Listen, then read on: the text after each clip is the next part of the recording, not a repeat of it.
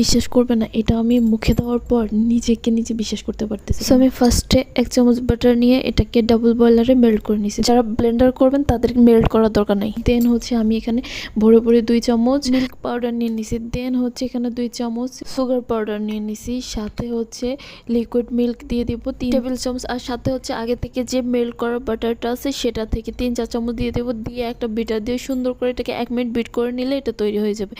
Just তখন আমি মুখে দিয়ে নিজেকে বিশ্বাস করাইতে পারতেছিলাম না যেটা আমি তৈরি করছি আর এটা কীভাবে সম্ভব। সো এই রেসিপিটা আমি হচ্ছে হৃদয় ফেরদৌস খান চ্যানেলে আপুকে করতে দেখছি। হঠাৎ করে আমার একটা রেসিপিতে কনডেন্স মিল্কটা লাগতো। ওই দিন যেহেতু রাত হয়ে গেছে আমার আর বাইরে যাওয়া সম্ভব হচ্ছিল না। পরে হচ্ছে আমি এটা ট্রাই করলাম, আর ট্রাই করে আমি জাস্ট ফ্যান হয়ে গেলাম। আপুর মতো আমি যেভাবে চা তৈরি করছি ওইভাবে করছি। দেখেন চায়ের অবস্থা কতটা ঘন হয়েছে। অনেক অনেক ধন্যবাদ আপুকে। আর আমি জীবনে আর কখনো বাহির থেকে কনডেন্স মিল্কটা কিনে আনবো।